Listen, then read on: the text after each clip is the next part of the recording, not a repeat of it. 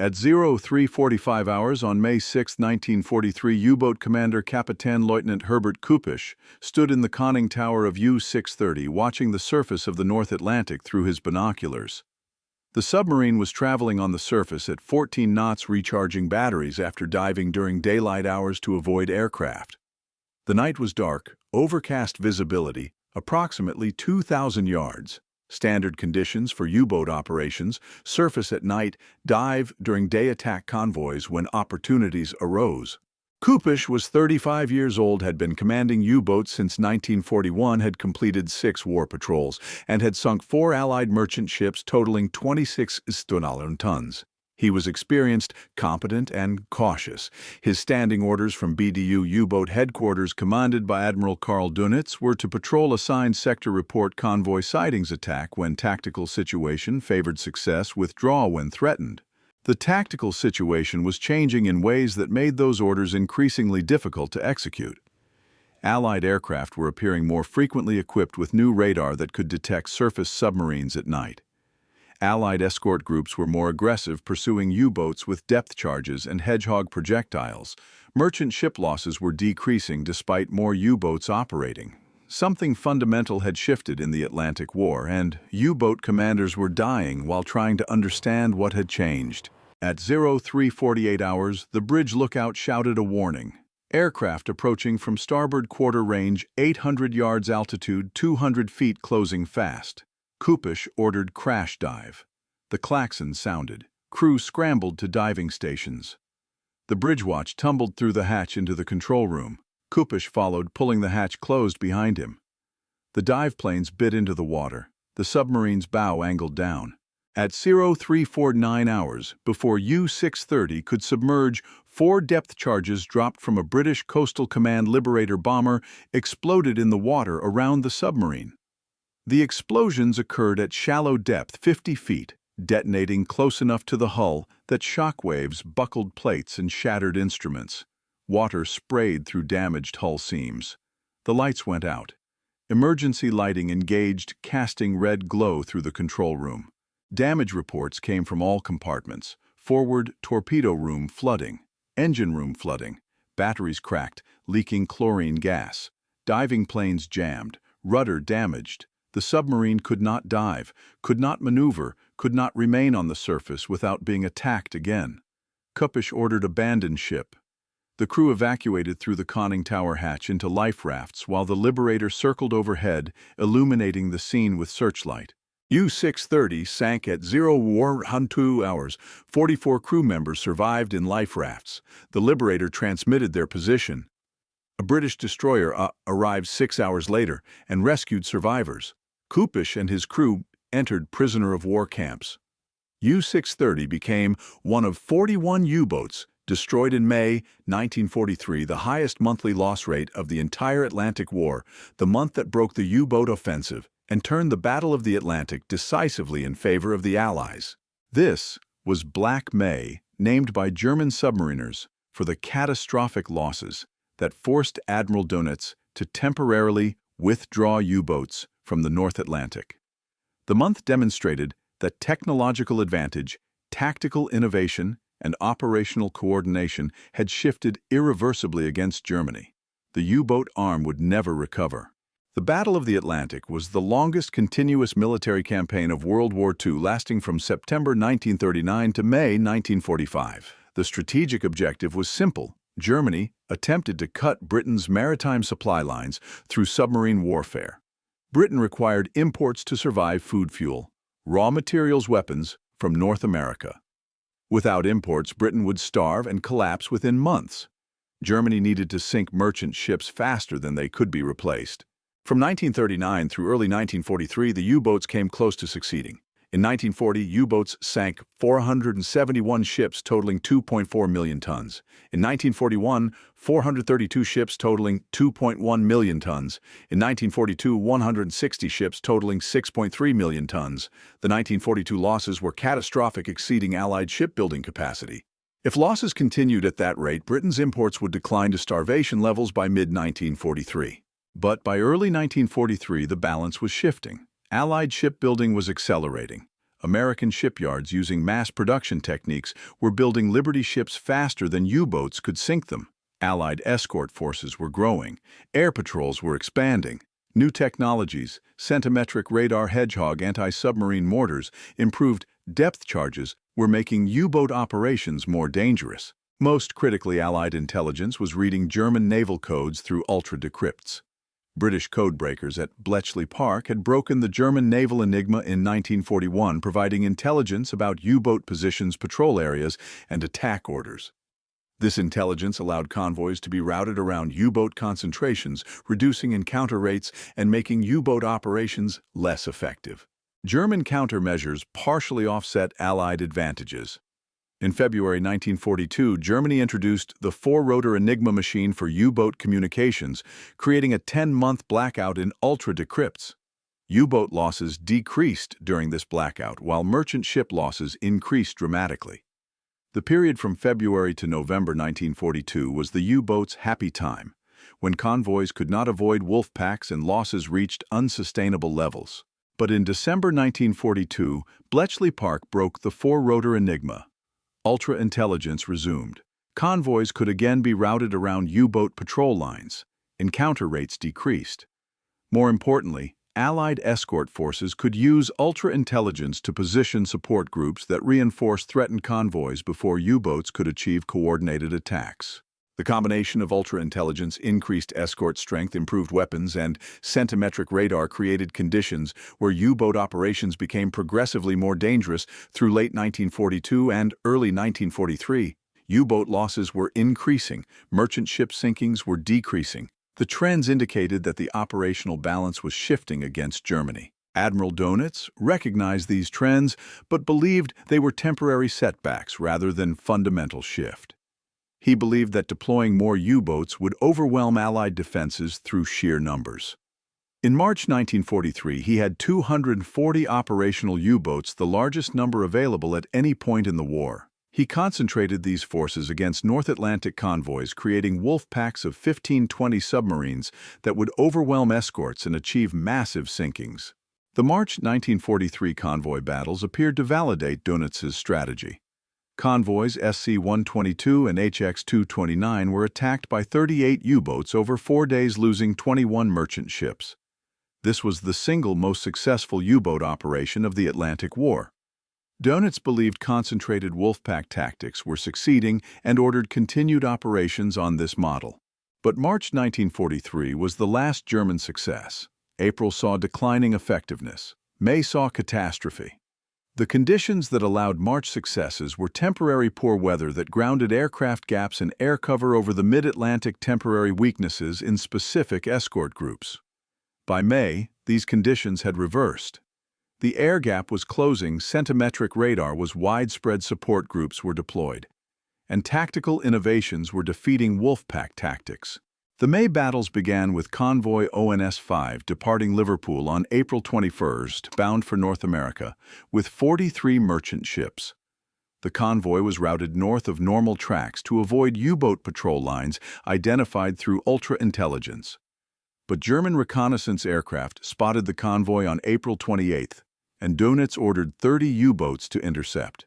The resulting battle lasted from April 28th to May 6th. And demonstrated the new realities of Atlantic warfare. U-boats made repeated attacks over 9 days. They sank 13 merchant ships. But Allied escorts and aircraft sank 6 U-boats and damaged 8 others severely enough that they aborted patrols and returned to base. The loss rate, 6 submarines sunk to achieve 13 merchant ship sinkings, was unsustainable. Previous convoy battles had achieved ratios of 15-20 merchant ships sunk for each U-boat lost.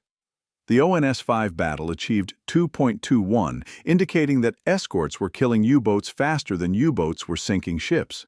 If this ratio persisted, Germany would run out of submarines and trained crews before Britain ran out of merchant ships. The tactical factors that created this shift were multiple and cumulative. First, centimetric radar, 10-centimeter wavelength operating in the microwave frequency range, allowed escorts and aircraft to detect surface submarines at 8 to 10 miles in darkness or poor visibility. Previous meter-wavelength radar had ranges of 2 to 3 miles and was less reliable. The improved detection meant submarines could not surface at night without being detected, which meant they could not recharge batteries or maneuver at high speed. Second, the Hedgehog anti-submarine mortar fired 24 contact-fused projectiles ahead of attacking ship. Unlike depth charges that detonated at preset depth, whether they hit the submarine or not, Hedgehogs only exploded on contact with the submarine. This eliminated the problem of depth charge explosions disrupting sonar contact, allowing escorts to maintain contact during attacks and make repeated attacks until the submarine was destroyed. Third, support groups, additional escort ships not tied to specific convoys, could reinforce threatened convoys. When ultra-intelligence indicated U-boat concentration against a convoy, support groups would sail to intercept arriving before U-boats could achieve coordinated attacks. The support groups turned convoy battles from 3 to 4 escorts against 15-20 submarines into 8-10 escorts against 15-20 submarines, odds that favored escorts using superior weapons and radar. Fourth, very long-range aircraft B-24 Liberators modified for maritime patrol with extended fuel tanks closed the air gap over the mid-Atlantic. Previously, convoys crossing the mid-Atlantic traveled 600–800 miles without air cover, making them vulnerable to coordinated U-boat attacks. By May 1943, Liberators based in Iceland, Newfoundland, and Northern Ireland provided continuous air cover across most Atlantic convoy routes. Aircraft forced U-boats to remain submerged during daylight, preventing them from positioning ahead of convoys. Fifth, improved tactics, coordinated escort support groups and aircraft. When a convoy was threatened, the escort commander would direct surface escorts to hunt U-boats detected on radar, while other escorts remained with the convoy. Aircraft would patrol ahead and on flanks, forcing U-boats to dive. Support groups would sweep areas where ultra-intelligence indicated U-boats were concentrating. The coordination prevented U-boats from achieving surface positions where they could attack effectively. These factors combined to make May 1943 catastrophic for U-boats. In addition to the 6 U-boats lost during ONS-5 battle, subsequent convoy battles in May destroyed 35 more U-boats. The losses occurred across all operational areas: Mid-Atlantic, Bay of Biscay, Arctic convoys, Caribbean. No area was safe. U-boats were being destroyed faster than they could be replaced. The losses were not just numerical. Experienced commanders were dying. U-boat ace Otto Eitz, credited with 22 ships sunk, died when U-94 was destroyed on April 24th. Siegfried von Forstner, credited with 15 ships sunk, died when U-402 was destroyed on October 13th. The replacement commanders had less training, less experience, and lower survival rates. The quality of U-boat arm was declining as experienced personnel were killed and replaced by inadequately trained crews. Dönitz recognized by mid-May that operations could not continue at current loss rates. On May 24, 1943, he issued orders withdrawing U-boats from North Atlantic convoy routes. The withdrawal was temporary. Dönitz claimed it was to allow submarines to be retrofitted with improved anti-aircraft weapons and radar detectors, but it acknowledged that current tactics were failing. U-boats would avoid convoy battles until technological or tactical solutions could restore operational viability. The withdrawal was strategic defeat. For the first time since 1939, U-boats conceded control of North Atlantic convoy routes. Merchant ships could cross the Atlantic with minimal losses. British imports increased. American troops and supplies flowed to Britain without significant interference. The invasion of Europe became logistically feasible because Germany could not interdict the supply lines that would sustain Allied armies. The May 1943 statistics demonstrated the magnitude of the defeat. 41 U-boats were destroyed. Approximately 2,000 submariners were killed. Allied losses were 56 merchant ships totaling 264,852 tons. The exchange ratio was 1.4 merchant ships per U-boat, far below the 8-10-1 ratio required for U-boats to win the tonnage war. At May's loss rate, Germany would lose its entire U-boat fleet in 6 months while achieving insufficient merchant ship sinkings to affect British imports. The causes of Black May were debated among German submariners and post-war historians. Some attributed it to specific tactical failures: poor weather reconnaissance, inadequate anti-aircraft armament, insufficient torpedo reliability. Others identified strategic factors: Allied numerical superiority, technological advantage, intelligence success through Ultra. The most comprehensive analysis identified Black May as culmination of multiple Allied advantages achieving cumulative effect. No single factor was decisive, but together they created conditions where U-boat operations became operationally impossible. Centimetric radar prevented night surface operations. Hedgehog improved kill rates during attacks. Support groups prevented wolfpacks from achieving coordinated attacks. Long-range aircraft closed the air gap. Ultra-intelligence allowed convoys to avoid U-boat patrol lines. German responses attempted to address individual factors without recognizing the systemic problem. Improved anti-aircraft armament was installed to fight aircraft. Radar detectors were provided to warn of radar-equipped escorts. Snorkel breathing tubes were developed to allow battery charging while submerged. Acoustic homing torpedoes were introduced to counter escort tactics. These responses were inadequate because they addressed symptoms rather than the fundamental problem. Allied technological and numerical superiority had made wolfpack tactics obsolete. The tactical innovations that had worked in 1940-1942 no longer worked in 1943. U-boats could not survive on the surface long enough to concentrate for wolfpack attacks. They could not approach convoys without being detected by radar. They could not attack without being counterattacked by escorts with superior weapons. The only solution was revolutionary technology type of U-boats with underwater speed comparable to surface ships allowing submerged operations without surfacing. But Type Fam did not enter service until 1945, too late to affect the war. Until then, U-boats operated with tactics that were obsolete, suffering unsustainable losses while achieving minimal results. U-boat operations resumed in the North Atlantic in September 1943 but never regained effectiveness. Monthly losses remained high while merchant ship sinkings remained low. The strategic initiative had passed permanently to the Allies. Germany continued building U-boats, training crews and sending them to sea, but the outcome was predetermined.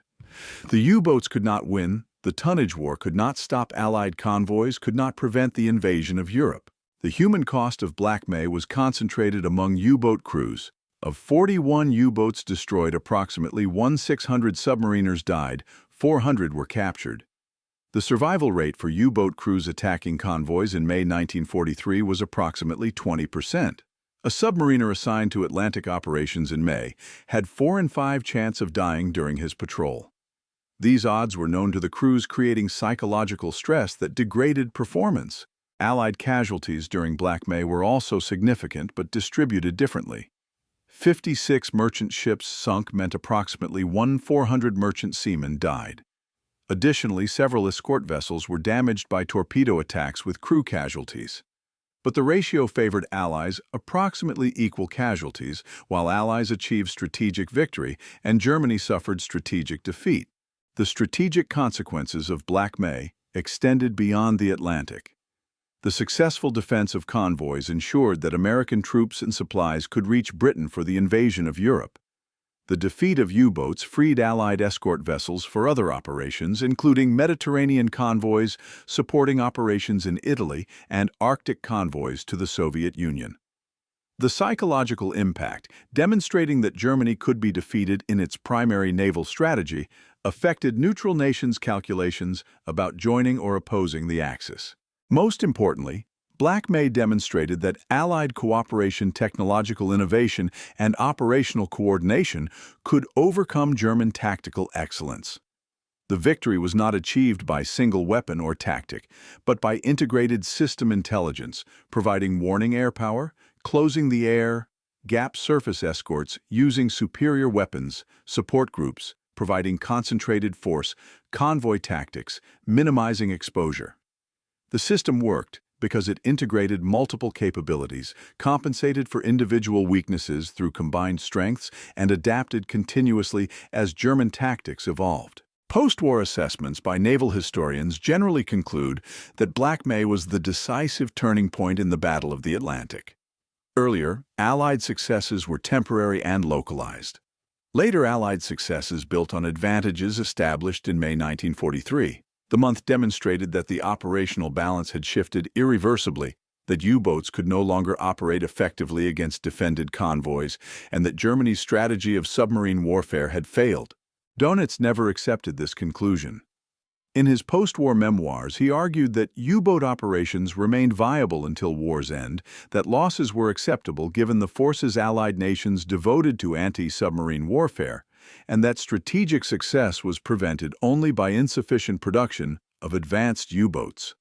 This argument ignored the casualty rates, the declining merchant ship sinkings, and the statistical evidence that U-boats were losing the tonnage war by every measurable metric.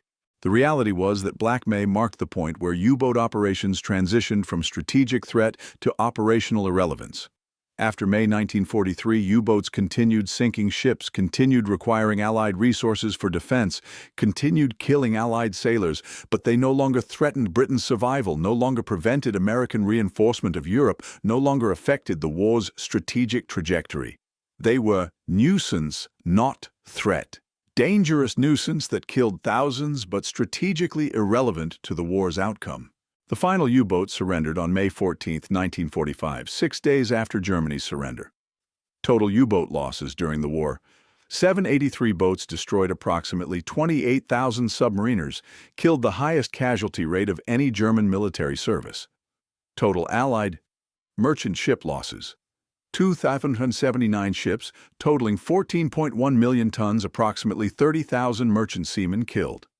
The casualty ratio nearly equaled deaths, despite Germany being on the offensive, reflected the fundamental reality that submarine warfare in World War II was mutual slaughter that neither side could win decisively. But the strategic outcome was clear. Britain survived. American troops reached Europe. The invasion succeeded. The supply lines that sustained Allied armies across Europe remained open. The tonnage war was won by the side that built ships faster than they were sunk and sank submarines faster than they could be replaced. That was the lesson of Black May: technological superiority, operational coordination, and industrial capacity defeated tactical excellence when both sides fought with determination and accepted heavy casualties. Black May, 1943. German losses: 41 U-boats destroyed approximately 2,000 submariners, killed or captured. Allied losses: 56 merchant ships, sunk 264,952 tons, approximately 400 merchant seamen killed. The exchange ratio that broke the U-boat offensive: 1.4 merchant ships per U-boat, insufficient to win the tonnage war, unsustainable for the U-boat operations. The month that forced Dönitz to withdraw U-boats from North Atlantic, that demonstrated Allied technological and numerical superiority, that proved wolfpack tactics were obsolete, that ensured Britain would survive, that enabled American reinforcement of Europe, that made the invasion of Normandy logistically feasible. The turning point where the longest campaign of World War II shifted irreversibly in favor of the Allies, where U-boats transitioned from strategic threat to operational nuisance, where the Battle of the Atlantic was effectively won. Though fighting would continue for 2 more years, where the campaign that defeated the submarine began not through single decisive battle, but through cumulative advantages that made enemy operations impossible to sustain. The single critical month when the Allies finally gained decisive upper hand through integration of intelligence technology tactics and operational coordination, demonstrating that modern warfare required system-level superiority, that no single advantage was sufficient, but that multiple advantages reinforcing each other could achieve decisive results even against determined, skilled, and courageous opponents willing to accept catastrophic casualties in pursuit of strategic objectives.